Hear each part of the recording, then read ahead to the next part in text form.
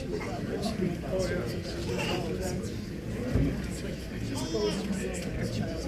during that nesting time, trying to get the band red. I do it all remotely. The other thing we're starting this year is we're putting trail cams in some of our cliff sites because there's so much growth on the cliff with brush and leaf, stuff like that. There's no place for the birds to perch anymore that we can read the band from the top of the cliff. So what we're doing is we're putting these trail cams in at banding time. There's a rope attached. So when the chicks fledge 3 to 4 weeks later, we just have to go to the top of the cliff. The chicks are on the wing. We just pull the camera up. From that camera, we'll have 4,000 to 6,000 images, clearly enough images, I hope, to get a band red. He kind of has hood hat hair, so he'll do what's called a rouse. When the birds are very comfortable, they'll fluff out those feathers.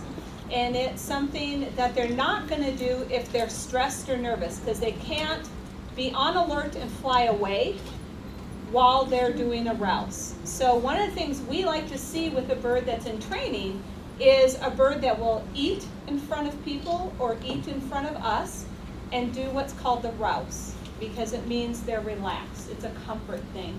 Also, he's just started to do this more, and I'm very excited about that. He'll tuck his foot. So he'll just stand on one foot.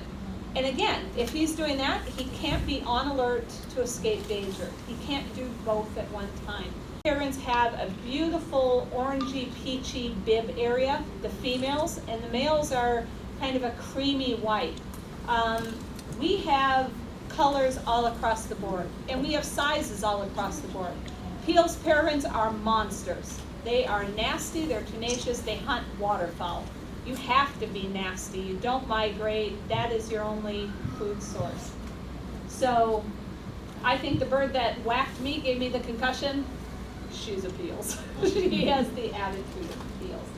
He's kind of stretching out his wings a little bit. He's shaking a little bit, but he's going to do this. Oh. That's the reason for the tarp. And there's that rouse. Some of his feathers are a little bit tipped from being in the rehab center. And I'm not too worried about it because he hasn't damaged his feathers anymore, and he's growing in new feathers. Yes? In size and color, how does a peregrine compare with a merlin? How in size and color do they compare with the merlin? Merlins are about half to a third this size. Female merlin is right around 240, 250 grams, give or take. And it depends on what subspecies of merlin you're looking at as well. Peregrines, he is about 600 grams. So he's about 3 times as large as a female. But merlin females are this beautiful chocolate brown color. In here, so he might be a little bit uncomfortable. Number 2, there's an awful lot of you and only one of him. And number 3, he's a male, he wants to fly, and he can fly. So he might do that for a variety of different reasons. As an adult, they are slate gray on their back, they have barring on their tail, they have white under their chin, especially on the males. You can see that white that just pop at you when you're driving on the cliffs. If you go to Queens Bluff, there's a couple of snag trees south of Winona, and you can spot that male from half a mile or more away because that white bib that he has. I mean, I can see him with the naked eye. There's another rouse. You notice the Eagle Center, they also feed their birds. He tries to cover up the food. He wants to carry the food, even tiny, tiny pieces he won't focus on because he's so worried still at this point that you guys are going to take it. And that is definitely a falcon thing. Again, you're comparing apples to oranges to some degree. Bald eagles know they're big. You know, they don't have many things to be truly worried about. Bald eagle, 10, 12, 14 pounds in size, male, female, Alaska down to Minnesota here. He's only a little over a pound. So he's got a lot more reason to be a little bit more nervous about somebody taking his food. And again, I only have had him for about 3 months. I got him the first week in February. As an immature or an adult. And that being an immature is definitely helping him. He doesn't have a lot of experience being in the wild, so he doesn't know a lot about what he's missing if you kind of want to think about it in human terms. He hasn't spent years and years being out in the wild and then being exposed expected to be this close to people. So for captivity and education birds, birds that are juveniles definitely do much better and are generally easier to train and accept to tolerate a captive height than adults are. But every once in a while you get that perfect adult that is willing to tolerate a captive life. And that's all that we look at. If he would not tolerate this, I would not force him to do it. I would probably put him into a breeding situation for falconry. Any other questions? Yes, sir. The eyes are huge. Yeah. Side, and even my own hawks that I can't see anything up there, and they're nervous about something. They start screaming at it. They're looking. They're baity. Their eyesight is definitely their best adaptation because they have to see things. And I've watched peregrines on the cliffs just do that head bob. That's a falcon thing. Sitting on the fence post, sitting on the high wires, kestrels doing that head bob kind of stuff. I've seen them head bob twice and take off. And they see something, I don't even see where they're going. I lose sight of them and they come back with a bird in their talons. And how they saw that prey, knew it was vulnerable enough, or tried to make it at least a shot at taking that bird home is unbelievable. I wish I had eyesight. I wish I had the speed of a peregrine in a stoop or a dive. I just watch them, and I've been very fortunate to watch amazing things. And then also watch The protectiveness. How is it that a slow-moving raccoon can get to them? Generally what happens with raccoons or owls is they invade the nest ledge at night when the birds are roosting. So the birds are sleeping.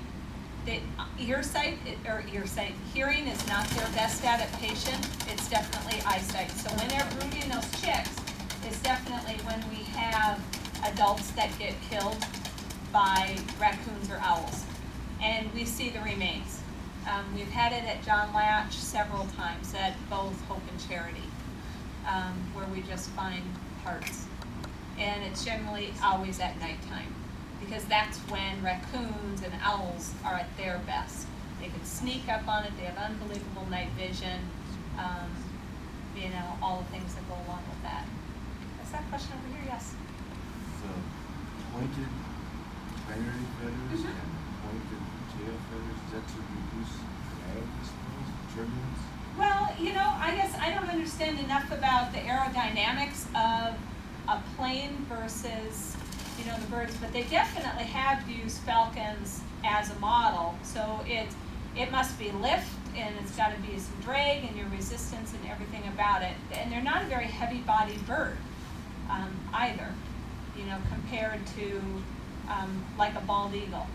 How do you get them to perform in a wind tunnel? Oh, yeah. And people have done it with goshawks. They've done it with other hawks, certainly. I've never seen it done with a falcon. But again, falcons don't generally, goshawks do. They're a straight line A to B type of bird. Falcons aren't. They're in a dive or stoop. So that's where, if you get the chance to watch the movie Raptor Force, that was done a few years ago by Bob Anderson and some of his colleagues, they put cameras on the backs of the birds or on the tops of the birds. And you can watch a trained falconry bird, for example, chase after prey. They'll chase after the falconer. The falconer jumps out of the airplane or hot air balloon first. The falcon dives after him, and that's where they're getting that bullet shape and seeing that immense speed and watching how the body just changes. And it looks just like a bullet or a teardrop when a bird is hot wire around my facility because of black bear. I don't want a bear coming in and taking my bird. And also I have mosquito netting because of West Nile virus. Mosquitoes, peregrines are very susceptible to West Nile virus. And we lose some every year, and it seems like the last couple of years we've had an increase in the virus coming back or another resurgence. So I have fans going, I have mosquito netting, I vaccinate, I have the hot wire. I do as much as I can do to prevent anything from happening to him. Yeah, that's him. Yeah, he's beautiful. Sure. Sweaty. You want to go up close? Thank you. You're very welcome. Thank you, Jackie. You're very welcome. Thanks for coming.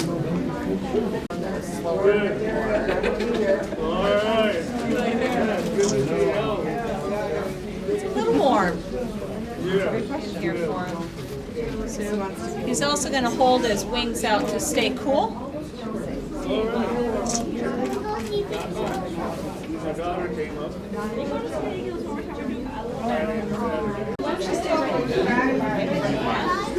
Like that. You can back up one step. Good.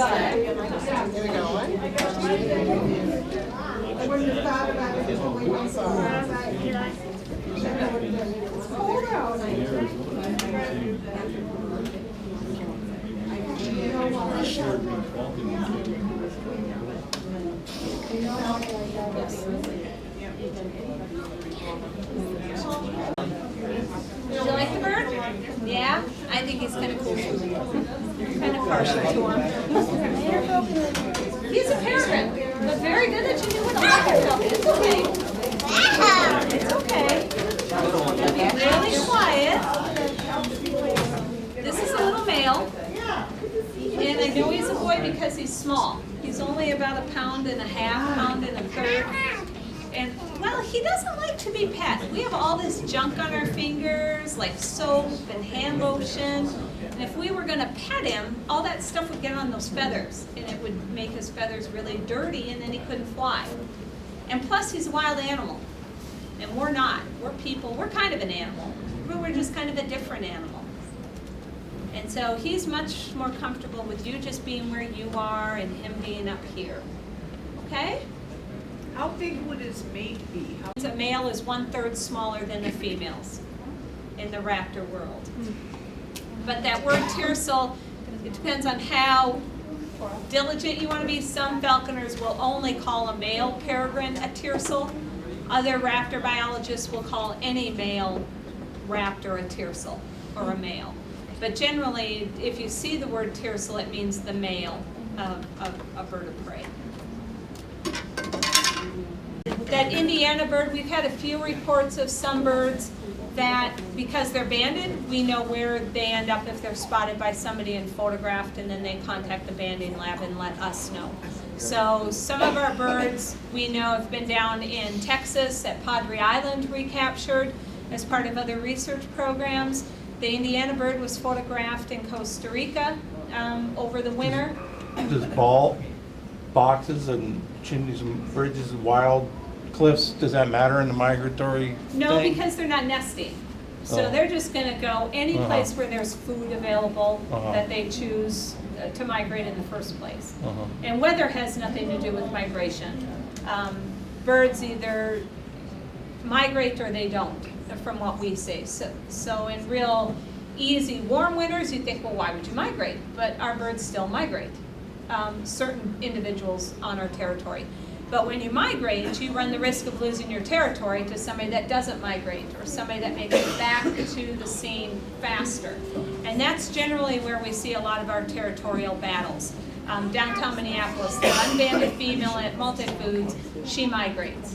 And every year when she comes back, there's another female already on territory. They fight it out to the point that birds die trying to gain control of that territory.